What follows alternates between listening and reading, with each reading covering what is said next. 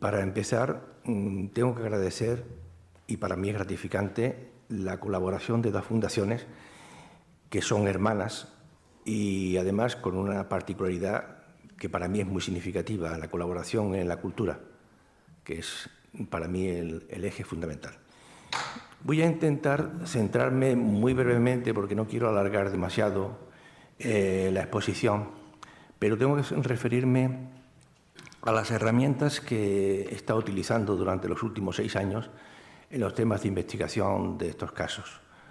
Empecé aproximadamente en el año 2008 y con un informe que fue a parar a la Sala Quinta de la Audiencia Nacional, que entonces presidía el juez don Baltasar Garzón. Desde entonces tengo una relación amigable con Baltasar, que me parece una persona excelente y víctima además de una trama increíble.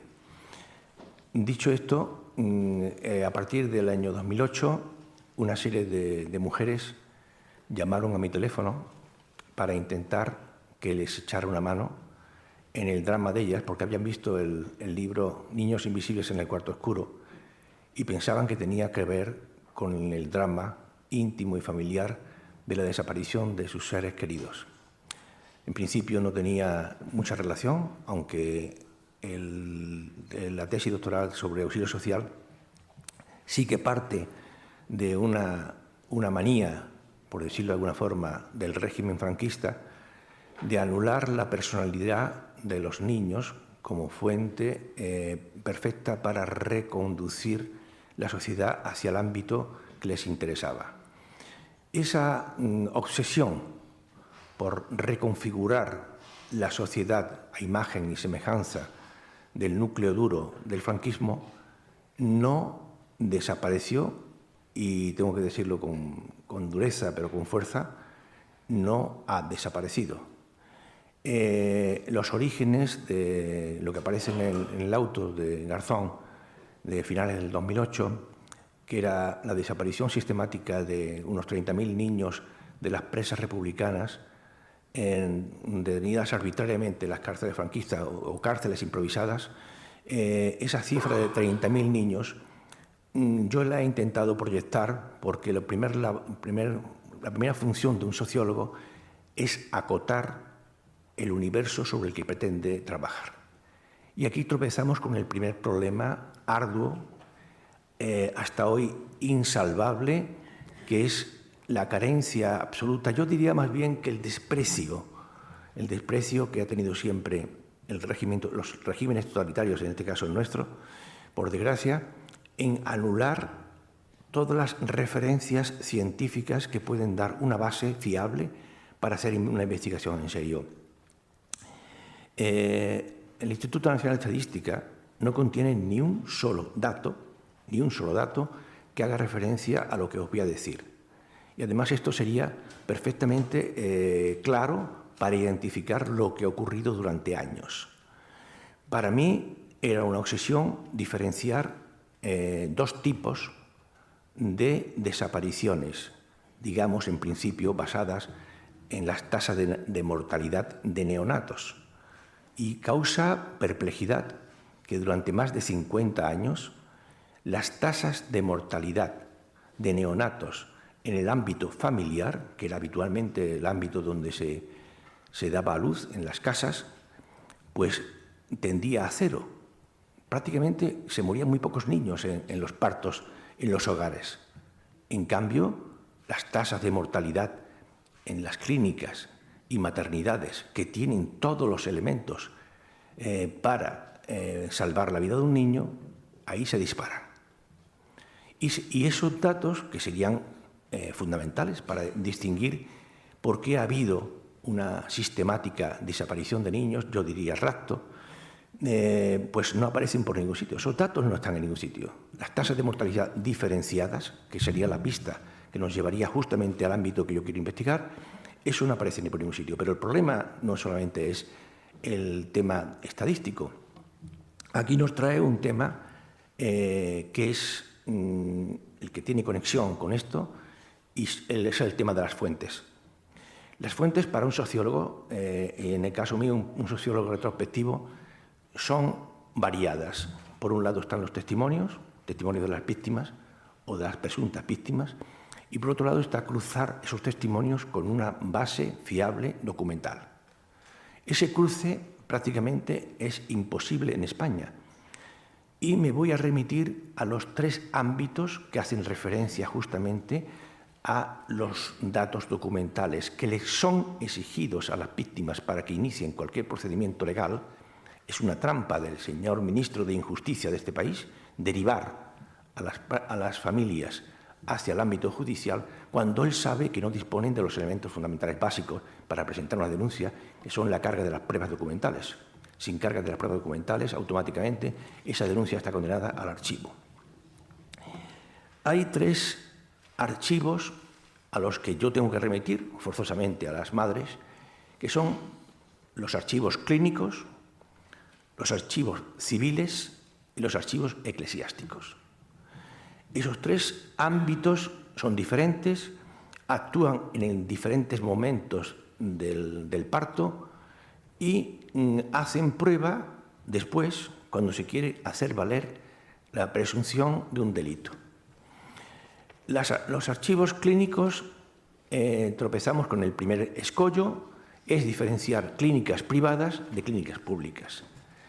Con la obsesión que sigue manteniendo este gobierno, y ha mantenido todos sistemáticamente, incluso desde el año 50, es respetar el ámbito privado. El ámbito privado es síndrome de opacidad.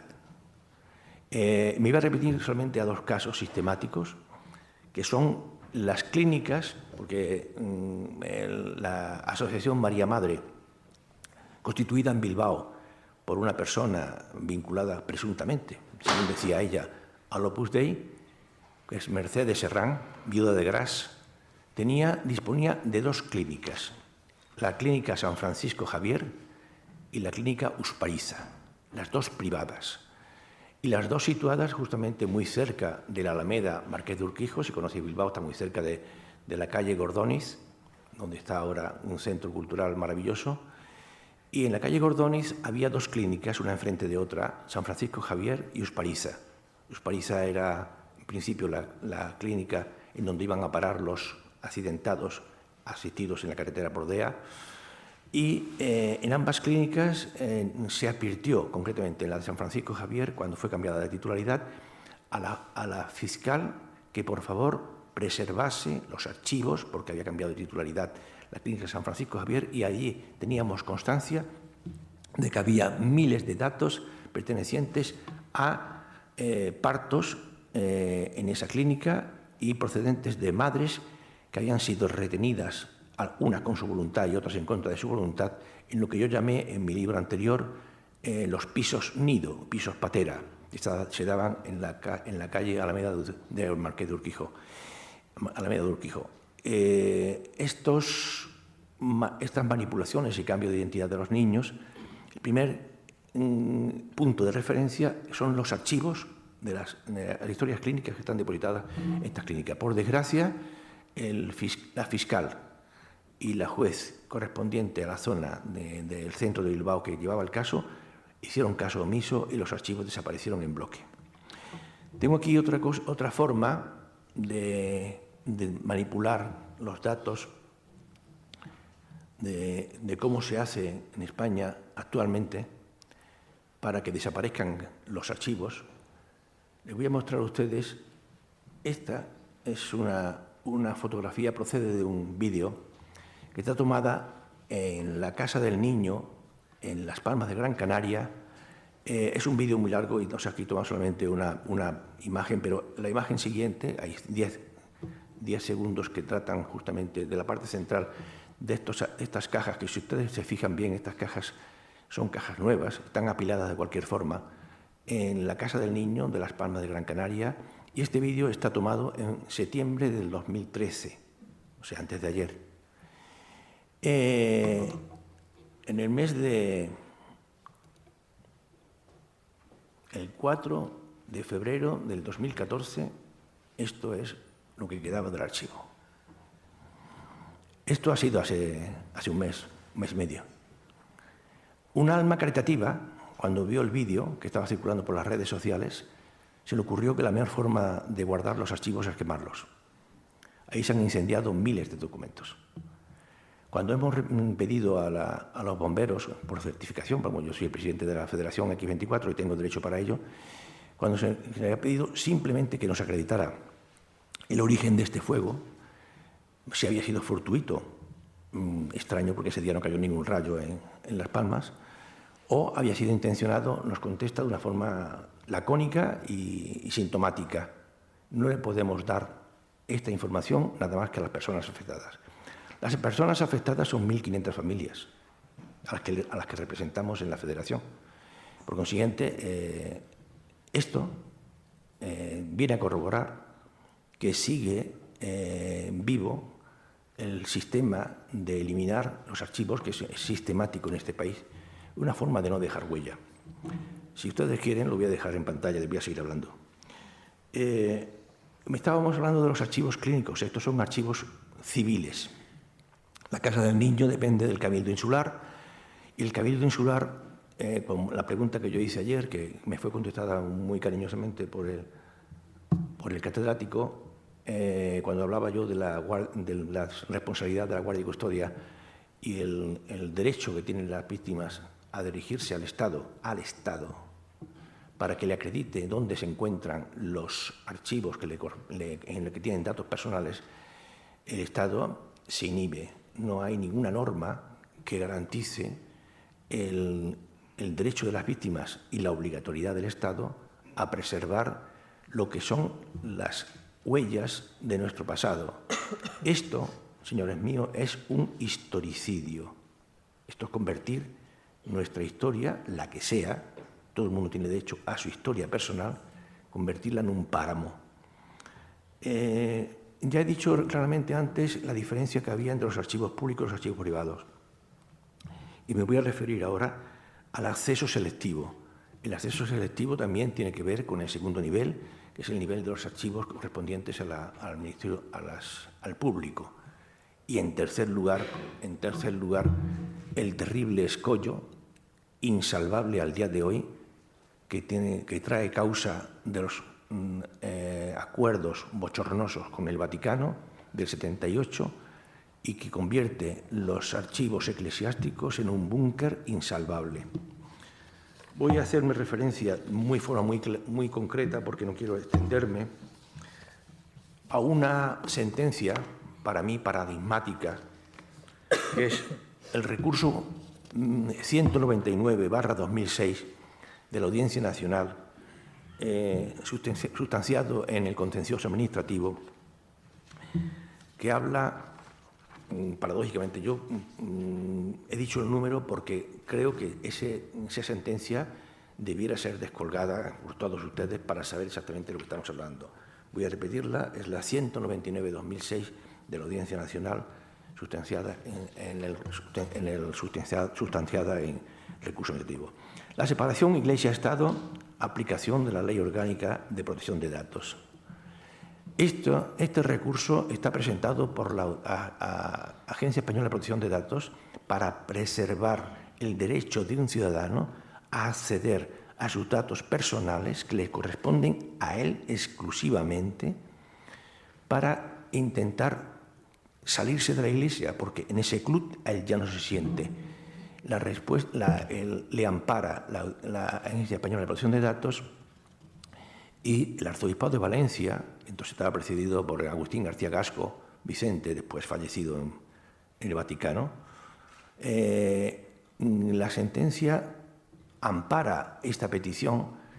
Disentimos profundamente de la tesis mantenida, que es un cálculo sostenida por los servicios jurídicos de la Iglesia Católica, pretendiéndose, en definitiva, que tal Iglesia no esté sujeta al ordenamiento jurídico, lo que se rechaza de plano.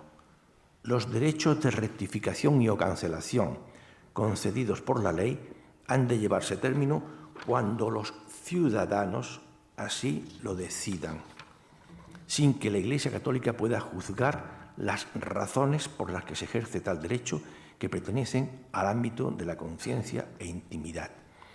Los libros de bautismo punto central de nuestra investigación, porque es esencial, y después voy a dar un pequeño caso que demuestra hasta qué punto llega la felonía, son ficheros y relación de sus miembros atendiendo a las propias normas establecidas por la Iglesia Católica en los cánones 96, 111.1, 204.1 y 849 del Código de Derecho Canónico, en relación con el artículo 6 de la Ley Orgánica de Libertad Religiosa. Es evidente que el bautismo supone la incorporación de los individuos a la Iglesia, por lo que su inscripción en el libro bautismal constituye auténtica prueba o al menos apariencia de la pertenencia a dicha confesión. Bueno, después viene una serie de consideraciones que no hacen al caso sobre la inviolabilidad de los archivos de la Iglesia y los límites de la Iglesia Católica a autoorganizarse, pero no como un Estado dentro del Estado, sino como una organización de carácter, si me queréis hacer caso, de carácter espiritual que no tiene que hacer causa dentro del Estado ni sus estructuras. Entonces me voy a remitir a una cosa verdaderamente espeluznante, que es una nota marginal que aparece en una partida de bautismo y que demuestra hasta qué punto la Iglesia hace y deshace incluso en contra de sus propios cánones.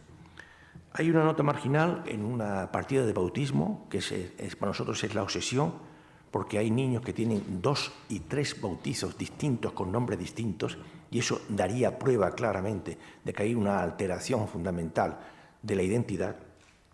Y la nota marginal dice lo siguiente: esta partida de bautismo queda anulada por mandato del ilustrísimo señor vicario general, fechada el día 6 de febrero de 1985, al haber sido adoptada de nuevo por don Isidro C. y doña María JJ, según consta en el Registro Civil de Bilbao, número 2, tomo 3, página, que queda consignada en el libro 13, folio tal. Bueno, ¿cómo hace la Iglesia estas cosas? Si un bautismo, según los cánones del derecho canónico, no puede ser anulado ni por el Papa. Un señor vicario llega aquí y dice: esta niña ha sido adoptada de nuevo, ese bautismo no tiene efecto, queda anulado. Bueno, a mí se me hacen la mente se me hace cuadros y este es el punto central en donde nosotros chocamos fundamentalmente con esta piedra, que es la piedra de Pedro, por desgracia, está inconmovible. Y mientras no quitemos esto de en medio, pues seguiremos chocando una y otra vez con la misma piedra. Los archivos, los clínicos, los civiles y los eclesiásticos están combinados para hacernos imposible cualquier seguimiento de investigación. Las 3 veces que he tenido la desgracia de encontrarme con el señor ministro de Injusticia, yo le he dicho claramente que esto no es un problema de las familias, esto es un problema de Estado. Es un problema de Estado y como tal tiene que ser tratado. Señores míos, ustedes están vulnerando una cosa que para mí es fundamental. Los derechos del niño están recogidos en 1953. Erga omnes, hacen fuerza frente a todos, y ratificados en 1989 por el Estado español. Y los artículos 7 y 8, el 7.1 y el 8, hacen referencia concretamente a que el niño tiene derecho a reconocer a su familia biológica, tiene derecho a prevalecer su identidad por encima de cualquier contingencia. Y estos derechos del niño, que están ratificados por el Reino de España, son olvidados sistemáticamente. Y ahora, para acabarlo de arreglar, el señor Gallardón, de ilustre memoria en las páginas de la historia, se ha permitido incluso atacar la justicia universal. Está intentando cerrar todas las vías.